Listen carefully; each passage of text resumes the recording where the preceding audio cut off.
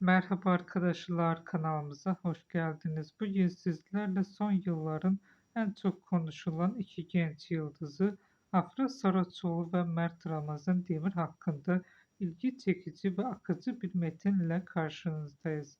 Hazırsanız başlayalım.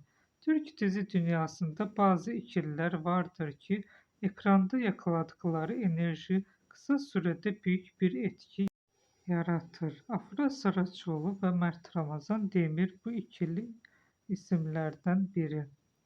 İkili birlikte yer aldıkları projelerle büyük dikkat çekti. Özellikle ekran uyumları izleyici tarafından çok konuşuldu. Sosyal medyada yapılan yorumlara bakıldığında hayranları bu ikiliye olan ilgisi oldukça büyük. Afra Saraçoğlu doğal oyunculuğu, zarif tarzı ve güçlü ekran enerjisiyle dikkat çeken isimlerden biri. Kendi sözleriyle şöyle diyor: "Her rol bana yeni bir şey öğretiyor." Bu yaklaşım onun kariyerine neden titizlikle yaklaştığını gösteriyor. Genç yaşına rağmen farklı karakterleri canlandırarak kendini geliştirmeye devam ediyor. Diğer tarafta Mert Ramazan Demir ise son dönemin yükselen erkek oyunculardan biri olarak öne çıkıyor.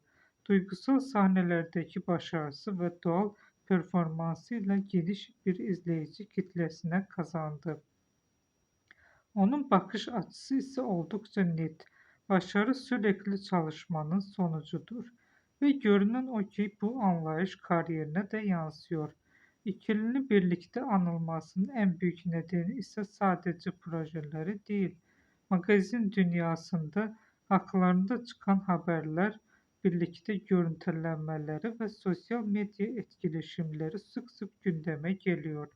Bazı hayranları onların uyumunu çok beğenirken bazıları sadece profesyonel başarılarına odaklanıyor. Bugünlük benden bu kadar arkadaşlar.